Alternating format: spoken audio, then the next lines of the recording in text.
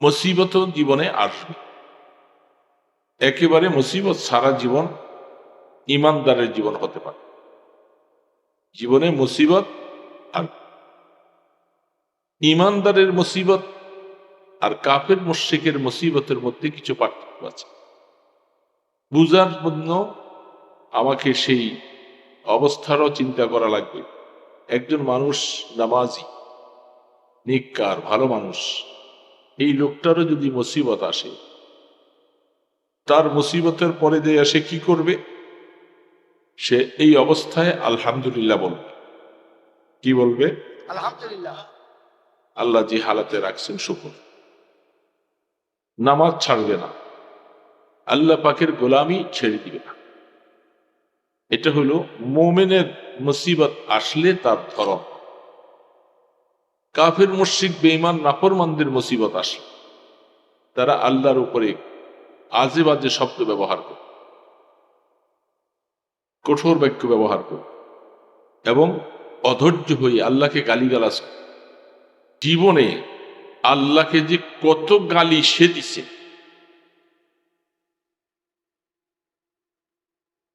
কত গালি আল্লাহকে সে দিছে। সামান্য কিছু উল্টাপাল্টা কিছু হলে সে আল্লাহকে অকাত্য ভাষায় গালিগালাজ করে। যদি কোনো মোমেন হইয়াও যদি তার মুসিবত আসার পরে সে নামাজ ছেড়ে দেয়, আল্লাহর গোলামি ছেড়ে দেয়, ইবাদত বন্দিগি করতে রাজি না, বোঝা যাবে আল্লাহ তাকে কঠিন পরীক্ষা দিচ্ছেন, এই পরীক্ষার থেকে উত্তীর্ণ হইতে তার সময় লাগে। আর যদি মুসিবত আসার পরে দেখা যায় এই লোকটা আল্লাহর দিকে আরো বেশি ধাবিত, আল্লাহর কাছে বেশি রোনাদারি করে, দোয়া করে, সেজদা দেয়, বোঝা যাবে এই মুসিবতটা দিয়েছেন আল্লাহ তার গুনাহগুলি মাফ করাবার। বুঝতেছেন কথা? মুসিবতের দুইটা ধরন হবে। মা আসাবা মিন মুসিবাতিন ফামিনাল্লাহ, আল্লাহ নিজে বলছেন যখনই কোনো মুসিবত আসবে এটা আল্লাহর তরফ থেকে আসে। তো আল্লাহর তরফ থেকে আসার পরে মানুষের অবস্থা দুই রকম হবে। মুসিবত আসার পরে সে যদি আল্লাহর দিকে আরো বেশি ধাবিত হয়, তাহলে বোঝা যাবে এই মুসিবতটা তার জন্য আল্লাহর রহমত হিসাবে প্রেরণ করেছে। আর যদি মুসিবত আসার পরে, দুঃখ কষ্ট আসার পরে সে আল্লাহ পাকের থেকে অনেক দূরে সরে গেছে, বোঝা যাবে আল্লাহ পাক তাকে এটা রহমতের জন্য দেয় নাই, এটা তার জন্য আযাব। বুঝছেন কথাটা? সংক্ষেপে আমি কথা বলছি, দুইটা কথাই বলছি। এই দুইটার সাথে আমাদের জীবনের অবস্থা এই পর্যন্ত অতিবাহিত হয়েছে কি হয় নাই। কখনো মুসিবত পাইছি, কখনো আবার আল্লাহ পাক মুসিবত সরাই নিয়েছে। কি বলেন, ঠিক না ব্যাঠিক বলেন? ইমানদারের মুসিবত আসলে ইমানদার শুকর আদায় করবে এবং আল্লাহর নাফরমানি করবে। একটা মানুষ, আমি কিছুদিন আগে হোমনা বানসারাপুর গিয়ে এক প্রোগ্রাম দিয়েছি। তো সেখানে আমার আগে একজন বক্তা গাজীপুর এলাকার, উনি ওয়াজ করতেছেন। তো উনি ওয়াজ করতে যাইয়া একটা ঘটনা বলছেন। তিনি তার আপন নয়, তার পাশাপাশি এলাকার চাচা হয়। চাচা তিনি বলেন যে মারা গেছেন যে 2 দিন আগে, মাহফিলের 2 দিন আগে। বলে যে আমারই চাচা বৃষ্টির সময়, বেশি বৃষ্টি, আল্লাহকে খুব গালিগালাজ। যখন বৃষ্টির সময় বৃষ্টি হয় ভালো কথা, বৃষ্টি যখন না হয়, অনেক দিন হয়ে যায় বৃষ্টি নেই, ফসল জমিন নষ্ট হয়ে যায়, আল্লাহকে গালি। তো এই মানুষটার জীবনে ওই হুজুর, অথচ তার ভাতিজা হয়, ওই উনি বক্তা। আর উনি বলতেছেন গত 2 দিন আগে আমার ওই চাচা মারা গেছে। তো যেহেতু চাচা জানাজা হবে, আপন হবে, তো তার কার্যকলাপে, তার কথাবার্তায়, তার আচরণে এলাকার মানুষ সকলেই ক্ষুব্ধ। এইরকম মানুষকে কি মানুষ ভালোবাসে? দেখেন আল্লাহ পাকের পরীক্ষা। উনি বললেন, উনি যা বলছেন সেটা আমি শুনতেছি, এটা ইবরত, আমাদের নসিহত গ্রহণ করার জন্য আমি ঘটনা বলতেছি। ঘটনা অনেক সময় মানুষের উপদেশের জন্য আসে। এই লোকটা 2টা ছেলে 2টা মেয়ে, ছেলে 2টা লেখাপড়া শিখছে, ভালো চাকরি করে, বিবাহ শাদী করাইছে দুটাকে ভালো। কিছুদিন পরে আস্তে আস্তে করে দেখা গেল তার একটা ছেলে অসুস্থ হয়ে গেছে। অসুস্থ হয়ে যাওয়ার পরে কামাই রোজগারও বন্ধ। কিছুদিন পরে ছেলেটা মারা গেছে। তার 1 মাসের মাথায় দ্বিতীয় ছেলেটা মারা গেছে। এখন থাকলো বউ আর তার আপন বউ। এখন পুত্রবধূ তারা কিছু খোঁজ খবর নিচ্ছে, কিছু টাকা পয়সা দেয়, সংসারটা কোন রকম চলে। 2 মাসের মাথার ভিতরে বউ মরে গেছে, পুত্রবধূ শেষ। 2 পুত্রবধূ শেষ, ছেলে 2টা শেষ। এখন বাকি সে আর তার বুড়ি বুড়া। এখন তার চলার মতো কোনো অবস্থা নাই, কোন রকম চলতে পারতেছে না। তার খেদমত কে করবে? বুড়িটা যা পারছে কষ্ট করে কিছু একটু আগাইছে, কিছু খেদমত করছে। 3 মাসের মাথার মধ্যে বুড়ি মারা গেছে। এখন শুধু সে একা বাকি। এখন আশপাশের কিছু মানুষ কিছু টাকা পয়সা দেয়, এই দিয়া কোন রকম পাশের বাড়ির বউ একটু হালকা কিছু পাকশাক করে কিছু দেয়, কোন রকম খাইয়া চলে বাঁচে। এই পরিস্থিতি হওয়ার পরেও পরিবর্তন হয় নাই, এখনো সর্বহারা হয়ে গেল। এখনো সে জীবনে যে আল্লাহ পাকের কাছে তওবা করে বলবে যে আল্লাহ, আমি জীবনে এত ভুল করছি, আমি বুঝতে পারছি তোমার পানিশমেন্ট আমার উপরে আসা শুরু হয়েছে। ওই ইমাম সাহেব, ওই হুজুর, বক্তা হুজুর বলে যে আমি কিছু টাকা তাকে দিতাম, যেহেতু প্রতিবেশী চাচা, কিছু টাকা তাকে দিচ্ছিলাম।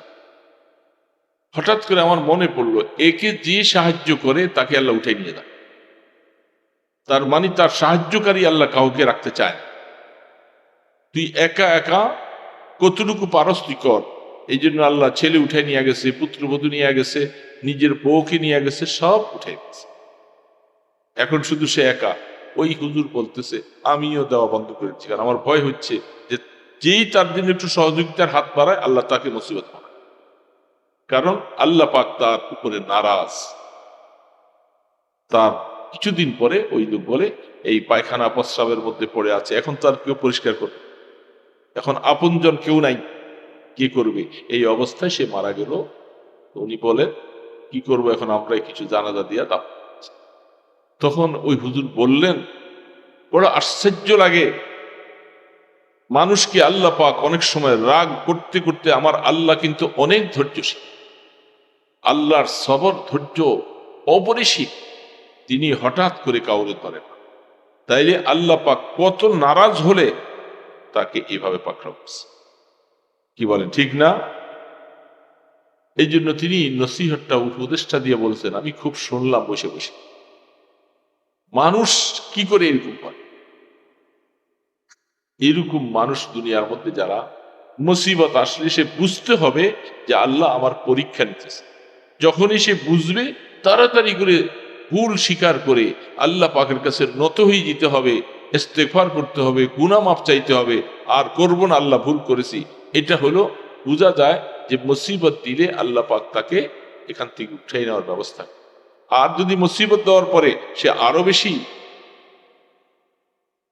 কঠিন হয়ে যায়, আল্লাহর উপরে বাজে কথা বলে, আল্লাহকে গালি দেওয়া কি সাধারণ কথা? বৃষ্টি হওয়া না হওয়া এটা কার হাতে? এখন তুমি আল্লাহকে গালি দাও, মুসিবত রোগ ব্যারাম তো আসবেই। হযরত নবী আল্লাহ পাকের আইয়ুব আলাইহিস সালামকে মুসিবত দিছেন না? দেয় নাই? কোরআন শরীফ তো বলছে কত কঠিন মুসিবত দিছেন, যেটা আমাদের জীবনে কাউকে দিলে আমরা শেষ হয়ে যাব। আল্লাহ পাক তার নবীকে এত বড় পরীক্ষা দিয়েছে। কিন্তু আইয়ুব আলাইহিস সালাম তো কোনদিন এই জবানটা খুলে এই মুসিবতের পরে এটা ধৈর্য ধারণ করতে হবে, আমাকে বুঝতে হবে, কোনদিন আল্লাহ পাকের ব্যাপারে এমন শক্ত কোনো কথা বলেন নাই যে আল্লাহ আমি নারাজ তোমার উপরে এই কাজ। কোরআন সে বলতেছে আইয়ুব ইজনাদা রাব্বাহু আন্নী মাসানিয়াদ দুররু ওয়া আনতা আরহামুর রাহিমিন। আল্লাহ পাক হযরত আইয়ুব আলাইহিস সালাম কি পরীক্ষাটা নিয়ে কোরআন বলতেছেন 7 জন ছেলে ছিল, 7 জন মেয়ে ছিল, সব মারা গেছে, সম্পদ যা ছিল সব ধ্বংস হয়ে গেছে। স্ত্রী একজন মাত্র মহিলা, তার ওয়াইফ বিবি সাহেব, যিনি হযরত সুলাইমান আলাইহিস সালামের নাতি, তিনি আইয়ুব আলাইহিস সালামের। আমি সংক্ষেপে বলতেছি কথাটা, এটা আমার বলার উদ্দেশ্য ছিল না, সামনে কথা প্রসঙ্গে আসছে। ইমানদার মুসলমান ভাইরা, এই বিবি পরের ঘরে কাজ করে এলাকার মধ্যে কেউ রাখে নাই, ওই দূরে চুক্তি করে সেখানে ফেলে দিয়ে আসছে, সেখানে থাক, আপন ঘর নাই, দরজা নাই, কিছু নাই। আল্লাহ পাক অনেক সম্পদ দিছিলেন, সন্তানগুলিও মারা গেছে, মেয়েগুলিও মারা গেল, সবাই ফেলে গেছে। আইয়ুব আলাইহিস সালাম একটা বারও আল্লাহ পাকের উপরে নারাজগি শব্দ ব্যবহার করেন নাই। ইমানদার মুসলমান একটা বারের জন্য আল্লাহ দিচ্ছেন, এটা আল্লাহ দিচ্ছেন, তিনি দিয়েছেন, তিনি আবার উদ্ধার করবেন, কেউ উদ্ধার করতে পারবে না। এলাকাবাসী তো সব দূরে সরাই দিচ্ছে, আমার কেউ নাই কাছে। বিবি আইয়ুব আলাইহিস সালাম তখন বলতেছে রব্বি আন্নী মাসানিয়াদ দুররু ওয়া আনতা আরহামুর রাহিমিন। দীর্ঘ কোরআন বলতেছে 7 বছর, 7.5 বছর এরকম অবস্থায় থাকার পরে এবার বলতেছে আল্লাহ আমার মুসিবতের মধ্যে আছে, তোমার নাম না আরহামুর রাহিমিন, তুমি না দয়ালু। আল্লাহ পাকের কারণে তাকে আল্লাহ পরীক্ষায় ফেলছে। এখন যখন আরহামুর রাহিমিন বলে আল্লাহকে যখন বলছে, আল্লাহ পাক বলছে জিবরিল যাও, আমার আইয়ুবের পায়ের কাছে তুমি ঘষা দিয়া এখান থেকে পানি উঠে, মরুভূমির মতো জায়গা, সেখান থেকে জিবরিল আলাইহিস সালাম আঘাত করলেন, তার পায়ের নিচে কুদরতি পানি উঠে, কুদরতি পানি। আমার আল্লাহ আইয়ুব আলাইহিস সালামের কাছে শয়তান আইসা কত কথা ওনার বিবির ব্যাপারে বিভিন্ন কথা বলছিলেন। উনি একটা কসম করছিলেন যে আমি বিবিকে, এই কথার প্রমাণ হলে 100টা বেদ। কোরআন বলতেছেন হাজা দিকসুন, দিকসুন মানে হইল শলা, শলা নারকেলের শলা, এই নারকেলের শলা বাবা। আল্লাহ পাক বললেন আইয়ুব তোমার কসম ভাঙা লাগবে না, তোমার কসমটা আমি পুরা করাইতেছি। নারকেলের শলা 100টা একসাথে মিলাইয়া একটা বাড়ি দিলে 100 বাড়ি। আল্লাহ বুদ্ধি শিখাই দিচ্ছে কোরআন। সেইখানে আল্লাহ সুবহানাহু ওয়া তাআলা আইয়ুব আলাইহিস সালাম হাযা বারিদুম মুক্তাসির, আইয়ুবকে বলো এখান থেকে একটু পানি, ঠান্ডা পানি, এটা পান করবে আর এটা দিয়ে একটু গোসল করবে। তিনি পান করছেন, গোসল করছেন, মুহূর্তের ভিতরে 30 বছরের যুবক হয়ে গেছে। 30 বছর যুবক। আল্লাহ পাক কোরআন বলতেছেন ওয়াতাইতুহু ইসলাম আহলাহু ওয়া মিসলাহু, আমি তার যার সন্তানগুলি মারা গেছে সমস্ত সন্তানগুলাকে আবার জীবিত করেছি। এবং আয়াতে বলতেছেন মিসলাহুম মানে আরো এরকম 7 জন সন্তান জন্ম হওয়ার মতো স্ত্রীকে আল্লাহ পাক সেই সক্ষমতা দিয়ে দিচ্ছে, যা ধন সম্পদ চলে গেছিল এগুলি আবার ফিরে দিচ্ছে। আইয়ুব আলাইহিস সালাম এই কষ্ট করলেন, জান্নাত থেকে জিবরিলকে বলছেন যাও আমার আইয়ুব ধৈর্য ধারণ করতে করতে পরীক্ষায় পাস, জান্নাতের পোশাকটা নিয়ে আমার আইয়ুবের পরাই। বিবি দূরের থেকে আইসা চিনতে পারে না, বলতেছে এখানে একজন অসুস্থ মানুষ অসহায় ছিল, তার কি কেউ কিছু কি খেয়ে ফেললো না কি অবস্থা, মরে গেল, কোথায় গেল? আইয়ুব আলাইহিস সালাম বলতেছেন বিবি দেখো, তুমি মনোযোগ দিয়া তাকাই দেখো, আমি আইয়ুব, এটা কি বিশ্বাস করা যায়? এত অসুস্থর মধ্যে দীর্ঘ বৎসর পরে শরীরটা ক্ষতবিক্ষত অবস্থা, আর তিনি বলতেছেন আমি আইয়ুব, এটাকে বিশ্বাস করেন? তিনি বলতেছেন আপনি আমার সাথে ঠাট্টা করতেছেন। আমি এই লোকটার খেদমত করে করে জীবনটা এইভাবে কাটাইছি, কোনোদিন আমি বিরক্ত হই নাই। আর আপনি বলে হ্যাঁ তুমি ভালো করে তাকাও, নজর করে খেয়াল করে তাকাও, আমি আইয়ুব, আমাকে আমার উপরে আমার আল্লাহ কত দয়া করেছেন। এই দয়ার কারণে আল্লাহ আমাকে সুস্থতা দিয়েছেন, আমার সন্তানগুলি দিয়েছেন, আবার নতুন আরো ও আতাইতু মিসলাহুম, তাদের মতো সমতুল্য এইভাবে দিয়েছেন আল্লাহ। তো আল্লাহ সুবহানাহু ওয়া তাআলা দেখেন, নবী কোনদিন জবান খুলে আমার আল্লাহর সাথে একটু এমন কথা বলে নাই যে কথা আমার আল্লাহ নারাজ হয়, একটা কথা বলে নাই। এটা কোরআন শরীফে কিচ্ছাটা শুনাইলেন কেন? আমাদেরকে, এই উম্মতকে শিখাইবার, তোমরা এরকম ধৈর্য ধারণ করো, সবর করো, মুসিবত আসবে, সমস্যা আসবে, রোগ দিব, আমি দেখতে চাই যে তুমি এই অবস্থায়ও আমার গোলামি করো কিনা। মুসিবত আসলে আর গোলামি ছেড়ে দিলাম, এটা কি মোমেনের কাজ হতে পারে? তো এই জন্য বলতেছিলাম, ওই বেটা এই এতগুলি মুসিবত আল্লাহ একটার পর একটা দেওয়ার পরেও তার ফিরে আসলো না। এখন বাকি জিন্দিগি আল্লাহ পাক কবরে নেওয়ার পরে কি করবেন সেটা আল্লাহ পাক ভালো জানেন। কিন্তু দুনিয়ার মধ্যে, দুনিয়ার হালাতের মধ্যে দেখা গেল সে তার সব কিছু শেষ করে ফেলছেন, তারপরও ফিরে আসে। মুসিবত দেওয়ার পরে তো ফিরে আসা দরকার। আল্লাহ মুসিবত দেয় ইবতিলা, পরীক্ষা করার। কিরে বাবা, কি করার জন্য? পরীক্ষা। আপনি একজন মানুষ কি পুরস্কার দিবেন, পরীক্ষার রেজাল্ট ভালো করবেন, পরীক্ষা নিবেন না? পরীক্ষা ছাড়া এমনি হবে। আল্লাহ পাক বলেন আমি মাঝে মধ্যে আমার মোমেন বান্দাকে আমি পরীক্ষা, সে কতটুকু আমার উপরে বিশ্বস্ত, সে আমার কত বড় বিশ্বস্ত গোলাম, আমি এটা দেখব। আমি যদি আল্লাহ পাকের গোলাম করতে পারি, আল্লাহ অবশ্যই মুসিবত দূর করবে।